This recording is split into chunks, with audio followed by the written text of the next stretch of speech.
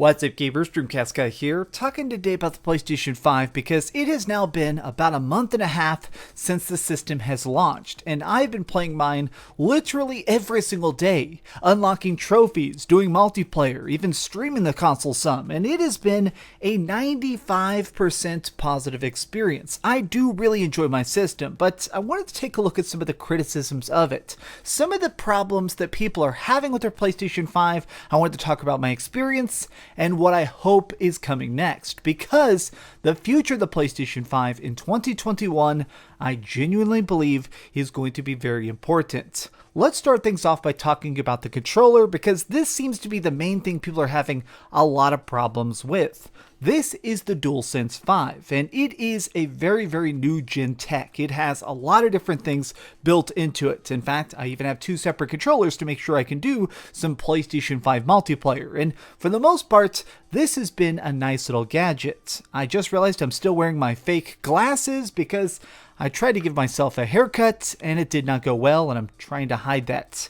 I've been seeing a bunch of articles like this going around though, and even a lot of my subscribers have been sending to me, which is this. A lot of people are complaining the fact that the adaptive triggers on these controllers are actually very brittle, and even so much as some people saying their controllers are breaking even though the system's only been out for a couple of weeks.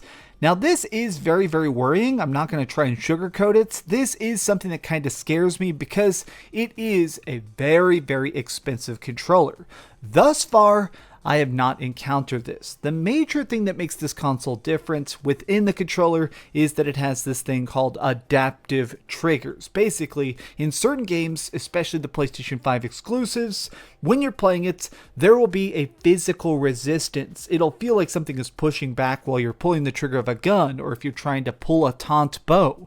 Well, people have actually decided to disassemble the controller, and look what's inside. There are essentially these tiny gears inside of here that make it where as you're pushing down, it'll push back. If you try and put too much force though, those little plastic gears disintegrate. I have not had this myself thus far, even though I've put hundreds and hundreds of hours into some PlayStation 5 games. I haven't had too many problems when it comes to the adaptive triggers, but I have had some issues with battery life. Okay, so this thing has a lot of different crazy stuff. There is, like, just breaking down the PlayStation 5 controller, there is stuff like speakers, there is a built-in microphone, there is the ability to have those adaptive triggers, and of course, full-blown rumble. This is a very high-tech controller. Honestly, I think this might be one of the most high-tech controllers ever made.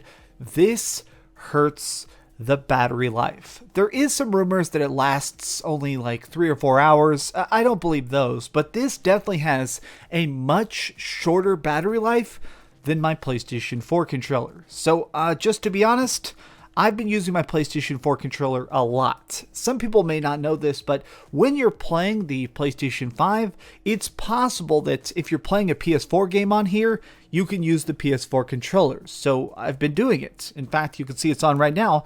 I'm playing a PlayStation 4 game right now on my PS5, and I'm using this because this has better battery life, especially because I'm not the biggest fan of rumble. Sometimes if I'm just playing like a classic RPG, I'll turn the rumble off and I'm just playing the game. This thing feels like it can last 15 or 20 hours if I turn this light low, if I turn the rumble off. This is a really good battery, whereas this battery, not so much. It's not a tremendous problem, but it is one of those gripes that I feel like maybe they need to do a revision or something to make this feel a little bit more long-lasting. My controller isn't broken. My controllers are still working great. Obviously, I've done things like Platinum Spider-Man, and I had absolutely no issues. But something I do think is that there is going to be a little bit of an issue when it comes to cross-gen games. Right now, there is some talk that some games, some exclusives that are coming to the PlayStation 5 are also going to be on the PlayStation 4. And I don't know how I feel about this. I think this is going to make more money for the developers because obviously there's like 110 million PlayStation 4s. But I'm so curious to see what PlayStation 5 exclusives are going to look like, and I feel like that may be many months, if not years away, which to me is a bit of a sad thing. Like, I love my PlayStation 4. PS4, The more I think about it, it's strangely one of those things I think, in hindsight, it may be one of my favorite consoles ever. Not because the system is particularly special, but I loved the library of games we got on PS4. The fact that there were so many bright and flashy experiences. I played so many good third-party games on there, from Assassin's Creed Origins to like big expansive racing games, and of course my hundreds and hundreds of hours into GTA 5 Online. My thought is this, which is that looking back, I hope that the PlayStation 5 will be able to keep up with that level of pace. The PlayStation 5 be able to have that many groundbreaking fun experiences. And right now, I think there is going to be a long overlap. I kind of want to see those groundbreaking experiences soon, but I think that they are a long way away. Like right now, the biggest thing I love about my PlayStation 5 when it comes to features, things that make it feel different, that solid state is fantastic. There is a thing inside the PS5 that makes it special called an SSD, a solid state drive. Some of this gameplay you're seeing here, this is all directly recorded from my PlayStation 5, and you may be thinking, okay, that doesn't seem to be a massive graphical leap over my PlayStation 4 Pro. It looks about the same as an Xbox One X, not even a Series X.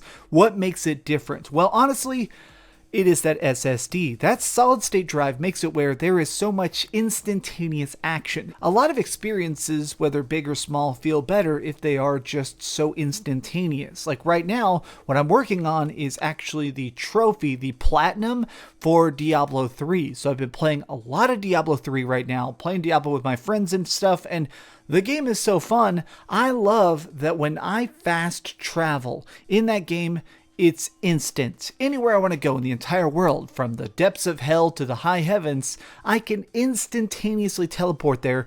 And that's something that you just don't think would be a big deal.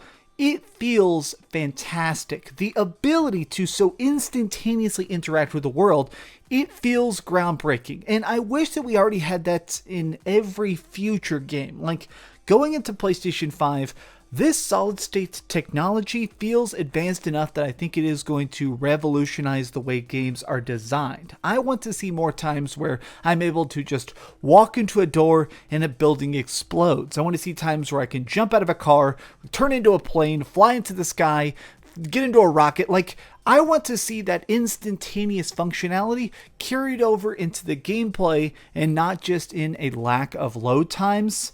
And the fact that there is going to be so much crossover, the fact that so many of these early PlayStation 5 games are also being constructed for the PlayStation 4, it really makes me ponder how much they're going to achieve with the PlayStation 5 in 2021, if they're trying to make sure that this works on the most consoles possible.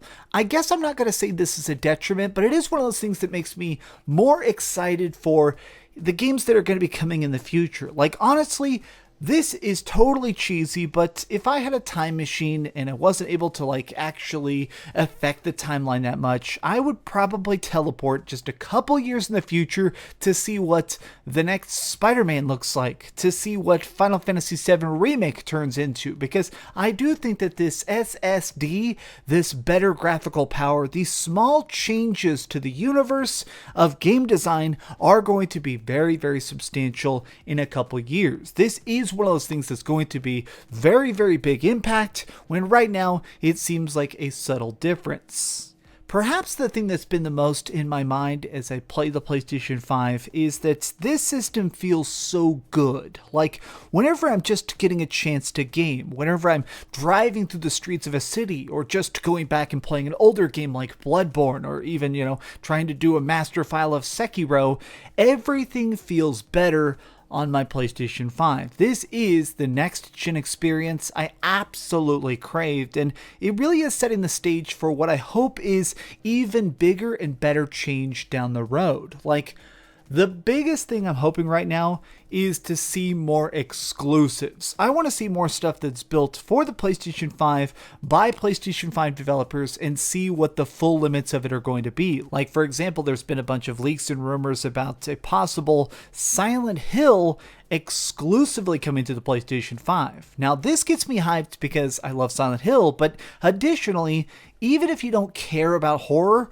I think that this is going to be a great example of a game that manages to have some great stuff like gory graphics, big old huge expansive boss fights and stuff. I do think that this will be a chance to show how the PlayStation 5 will play different and not just look different.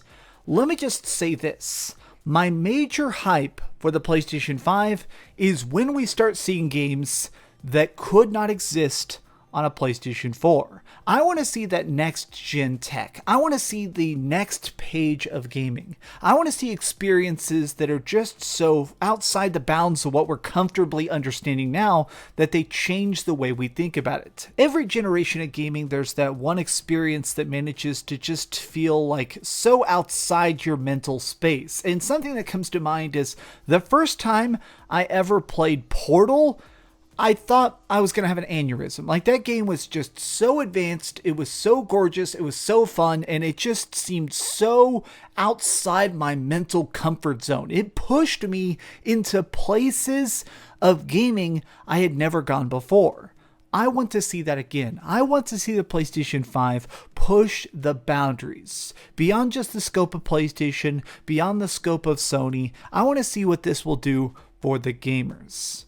But these have just been some off-the-cuff thoughts talking about the PlayStation 5, my experience so far. It's been fun, but more than just the games I've played, more than just the things I've managed to achieve on it, I'm excited for what's coming next. The potential of the PS5 is perhaps what I love most. What do you think about it though? Have you been enjoying your PlayStation 5? Have you not been able to find one? Did you manage to steal one from a child? Well, congratulations. Thanks so much for watching, gamers. If you enjoyed this video, please give it a thumbs up, share with your friends, and subscribe if you haven't already. But do me the biggest favor of all, and keep dreaming.